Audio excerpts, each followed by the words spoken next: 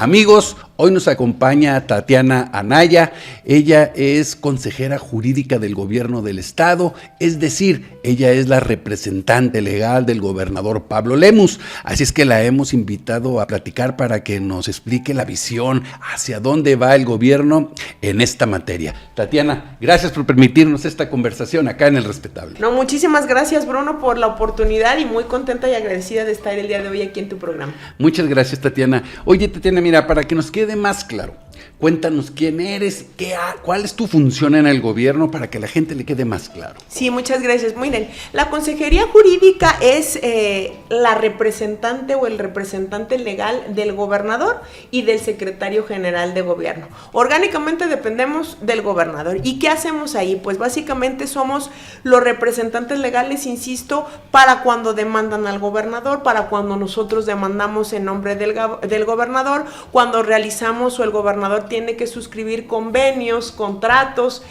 con la representación obviamente de ser gobernador, y también tenemos un área donde llevamos los procedimientos en contra de notarios públicos por algún tipo de responsabilidad, ya sea cuando un ciudadano considera que el actual del notario fue indebido, ilegal, presenta una queja ahí en la Consejería Jurídica y nosotros nos encargamos de investigar. O en su defecto, cuando el área de visitaduría o la dirección de visitaduría acude a hacer sus revisiones periódicas y encuentran alguna inconsistencia o anormalidad, también van con nosotros. ¿Qué más hace la Consejería Jurídica? Nosotros damos el visto bueno para efectos de los pagos de laudos que se derivan de materia laboral de algún trabajador del gobierno del estado que haya demandado al gobierno o de un organismo público descentralizado. Nosotros damos esas validaciones para efectos del pago. ¿Qué hacemos? Hacer una revisión del expediente, si hay algún recurso, si se hizo bien o no.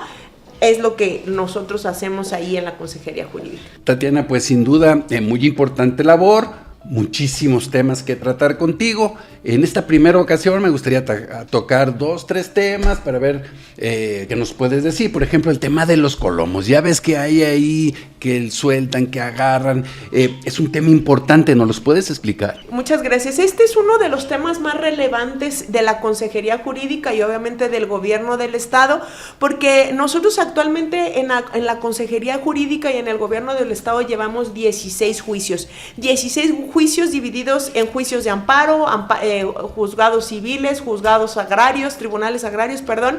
Y bueno, básicamente esto tiene una batalla legal de hace aproximadamente 10 años que inicia, en resumidas cuentas, hace 100 años quien estuvo de gobernador en aquellos tiempos le dicen: oye, gobernador, aquí en estas tierras hay mantos freáticos, pues se abastece de agua y todo este abastecimiento de agua va a servir, en aquel tiempo no existía zona metropolitana, pero va a servir para que a todo Guadalajara y cuestiones vecinas le puedas dotar de agua. ¿Qué hace ese gobernador? Compra a nombre del gobierno del estado y obtiene esas escrituras de hace más de 100 años. Pasan los años y alrededor de hace 15 años aproximadamente, terceras personas, muchas terceras personas, de buenas a primeras aparecen con escrituras diciéndose legítimos propietarios, con escrituras registradas en el registro público de la propiedad. Y bueno, estando en gobierno, el entonces gobernador Aristóteles Sandoval genera un acuerdo de recuperación administrativa. ¿Esto qué quiere decir? Es una disposición que viene en una ley que divide los bienes del dominio público y dominio privado. En resumen, había escritura y había una utilidad pública que era abastecer de agua, es decir, intereses de pocos particulares se querían ver beneficiados en contra del interés colectivo que es un medio ambiente, el agua, etcétera.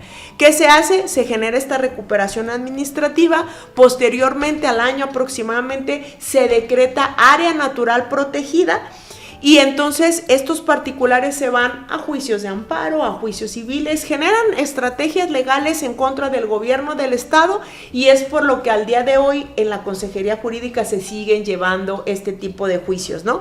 Desde que nosotros llegamos llevamos 6 asuntos ganados, ¿no? Esto es importante porque es el reflejo de lo que se hizo en anteriores administraciones, no es un reflejo únicamente de esta consejería, pero lo que sí hemos hecho es que las y los abogados que forman parte de la la consejería pues estemos muy pendientes, estemos yendo con las autoridades a explicarles de qué se trata el asunto, en aportar las pruebas que se requieran, técnicas. ¿Qué estamos haciendo? Aportar pruebas para que la autoridad vea que no es que el gobierno del estado tenga interés en unos predios determinados y que no son únicamente una superficie de tierra, que son el abastecimiento del agua, que hay mantos freáticos comprobados a través de dictámenes hidrológicos, que eso es lo que revieste o que tiene, más bien dicho, la característica de área natural protegida. Por eso fue que se hizo área natural protegida. Y eso, bueno, pues al final es que se vea que estamos defendiendo el patrimonio de las y los jaliscienses, que no es un tema de que el gobierno quiere generar oficinas ahí o quiere generar proyectos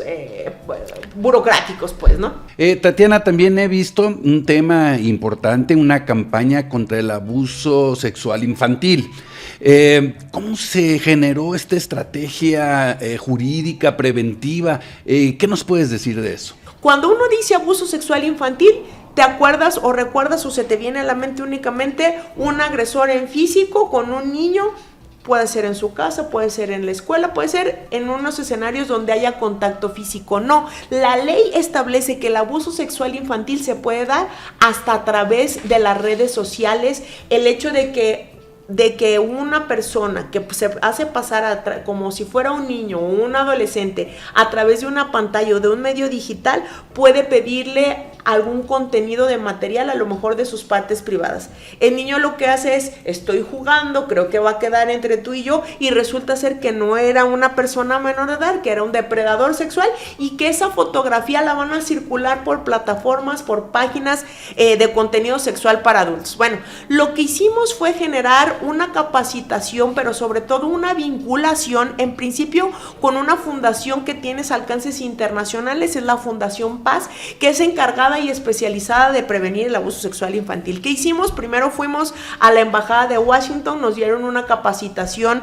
a nosotros como titulares de algunas de las dependencias. Lo que hicimos fue traer a Fundación Paz para que capacite esta policía cibernética, donde el secretario Pablo Hernández pues está generando un trabajo muy específico y muy especial con la autorización del gobernador pues de generarle mayores recursos a este lugar, y sobre todo que lo que hicimos en semanas pasadas es traer a la Secretaría de Seguridad Pública, a la Dirección de Inteligencia, a la Policía Cibernética pues de la Secretaría de Seguridad Pública Federal, para que compartiera buenas prácticas de cómo integran la carpeta de investigación, bajo qué mecanismos puedes tú, esa página que estás viendo la foto del niño, ver cómo puedes llegar a los probables responsables, pero algo que nos interesa también mucho es cómo bajamos el contenido sexual de esa foto y evitar que siga circulando, porque las afectaciones para un niño y una niña pueden ser desastrosas, que hasta pueden llegar al suicidio, ¿no? Tatiana, ¿y qué significa esto? ¿Cuál es la importancia para el gobierno que se hable de manera abierta? Ya ves que antes era un tabú hablar de esto. Pues yo creo que generarles dos vertientes. Una,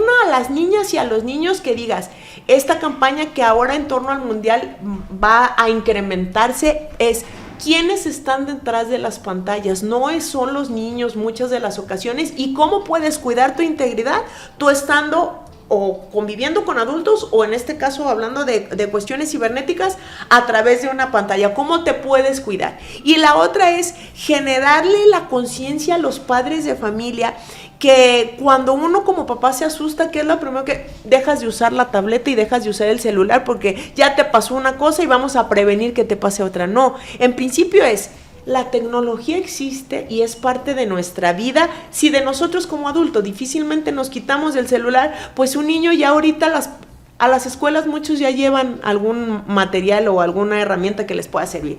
Que generen una confianza y que el papá sepa qué voy a hacer, porque el niño a quien acude o quien debería de acudir de primera mano no es un compañerito, es al adulto. En caso de que no suceda así, pues se van a estar difundiendo estos teléfonos para generar precisamente una atención de respuesta inmediata, y sobre todo, insisto, saber cómo la autoridad puede, a través de mecanismos con Google, con Meta, con estas plataformas internacionales cibernéticas, el cómo bajar este contenido sexual que afecta a las niñas, niños y adolescentes. Un tercer tema que me parece muy interesante y que no termino de comprender muy bien, a ver si nos puedes orientar un poco, es la armonización que se está dando del Código de Procedimientos Civiles y Familiares. Algo así suena muy pomposo, pero están en eso. ¿Qué significa eso? ¿Qué están haciendo y qué significa?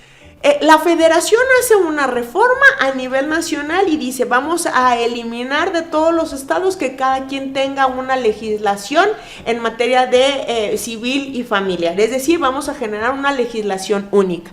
Y entonces la ciudadanía puede decir, bueno, pues si ya lo hizo la federación, los estados, ¿qué tienen que hacer? Los estados tienen que hacer dos cosas muy importantes. La número uno es que todo lo que viene como la materia sustantiva, es decir, el Código Civil sustantivo, que es la sustancia de si eres niño, si eres niña, si tienes capacidad, si no tienes capacidad, cómo homologar para que no sea discrepante, porque ya hemos detectado muchas discrepancias, que no nada más es, que entre en vigor y ya no, ¿cómo lo vamos a generar? Y la otra que también es muy importante es cómo se va a implementar. Hablan de cuestiones de oralidad, hablan de cuestiones de cercanía. ¿Para qué? Para que la justicia esté especializada y sea más pronta y expedita, que no quede en letra muerta para los niños. Nosotros tenemos identificados 97 ordenamientos estatales que tienen que ser, valga la redundancia, pues modificados, derogados o analizados para ver cómo no se contravienen estos ordenamientos. ¿Qué es? Armonizar las leyes, es decir, que vayan, que no se contravengan, porque si solamente generamos una declaratoria, que es lo que viene a nivel de la federación, va a quedar un verdadero Frankenstein, pues. Oye, Tatiana, fíjate que me da mucho gusto escucharte, la verdad. Ya ves que hay casos como personas que entran al CIAP así sin preparación ni nada, pero da mucho gusto escuchar a alguien como tú, que se nota que eres un especialista en la materia y por eso estás ahí. Y la capacitación, todo esto de lo jurídico en el gobierno del estado, ¿cómo va? ¿Cómo sientes que se está reforzando? Fíjate que eso es algo que nos trae muy contentos y nos interesó mucho desde que llegamos allá a la Consejería Jurídica. Es decir, todas las secretarías ponen su brazo armado, por decirlo de alguna manera, en la capacitación para la que fueron creadas. Es decir, la Secretaría de Educación pues capacita a los docentes, ¿no? La Secretaría de Cultura, bueno, pues trae un tema de cómo capacitar a todo su personal, pero en el tema jurídico, cada secretaría tiene su propia dirección general jurídica. Dentro de la ley orgánica, la Consejería Jurídica es el eje rector de todos los jurídicos, de secretarías, de coordinaciones y de los OPDs, de los organismos públicos descentralizados. Pero lo que nosotros pensamos, o lo que yo pensé con el equipo de trabajo de consejería es cómo pudiéramos, en la medida de lo posible, unificar criterios, solamente haciendo lineamientos, no, capacitando y profesionalizando a los abogados que ya existen. ¿Cómo lo vamos a ver? El capital humano que tienen los jurídicos es con lo que se cuenta para defender dos cosas: el patrimonio de las y los jaliscienses y la representación de los actos de autoridad que generamos. Es decir, los ciudadanos pueden decir, bueno, ¿y a mí qué me beneficia que el abogado de la Secretaría de Salud o de la Secretaría de Educación esté capacitado? Estos burócratas que se vayan y se capaciten solos. Pues fíjese que sí le beneficia en que lo que plasme en sus documentos como acto de autoridad, lo que plasme cuando demanden al gobierno del estado, cuando se amparen en contra de acciones del gobierno del estado, en programas, en proyectos sociales, pues vaya bien robustecido y no por un amparo luego nos quieran tumbar. Al final, esas políticas públicas como la que se están haciendo ahorita en el gobierno del estado, lo que buscamos y lo que busca el señor gobernador Pablo Lemus es que vayan conforme a la norma, conforme al derecho y que al final les sirvan a todas y a todos. Tatiana, por último, ya lo hemos escuchado un poco aquí, pero ¿cuál es la visión de la Consejería Jurídica? ¿Qué legado quieres dejar al final entonces en cuestiones de modernización legal, en cuanto a fortalecimiento institucional? ¿Cuál es la visión que traes? Pues yo creo que algo que sea muy tangible, algo que sea muy medible, porque el decirte que tenemos muchas reuniones no se mide, el decirte que estamos muy coordinados los jurídicos, pues tampoco es algo que pueda medirse. Podremos medirlo al final en resultados de resoluciones favorables o de actos de autoridad que sean lo menos impugnable posible. Aquí lo interesante es insisto, el tema de profesionalizar a estos servidores públicos, lo que nosotros queremos dejar es diplomados que tengan certificación, diplomados que puedan el día de mañana ser utilizados por la o el servidor público, y que al final tengamos la mayor parte, o si no es que todos capacitados y profesionalizados, porque pues el derecho es cambiante, lo que necesitas es lo que estudiaste hace 10 años, ya ahorita no existe. ¿Cómo vamos a hacerlo? Pues a través de estas generaciones de diplomados, de seminarios. Eso es lo que estamos tratando de hacer, cambiar las mentalidades a través de derecho comparado, el que vengan de otros estados de la República, el que vengan del Poder Judicial de la Federación, que eso nunca se había logrado en Jalisco, es algo que nos va a dar profesionalización, capacitación y sobre todo preguntar qué hacen de buenas prácticas y qué podemos mejorar nosotros. Pues Tatiana Anaya, representante legal del gobernador Pablo Lemus, muchas gracias por esta conversación acá en El Respetable. No, muchísimas gracias, porque la verdad es que en el gobierno del estado se hacen cosas positivas, se hacen cosas que pueden impactar en beneficio de los ciudadanos, y estos espacios que te agradezco nuevamente pues nos sirven para que los ciudadanos en palabras muy básicas que se trata de que sea entendible. ¿Qué hace un jurídico de un gobernador? Se la pasa atrás haciendo nada más estudios y análisis de ver cómo funciona el gobierno. No, lo que tratamos es de defenderte a ti ciudadano, de defender tu patrimonio, de defender el agua que te suministra el gobierno del estado, que es tu derecho, que no es algo que te estemos nosotros proporcionando, es un derecho humano al agua, al medio ambiente, y que nosotros que tengas la certeza que nos estamos preparando, capacitando y que estamos muy al pendiente de estos juicios.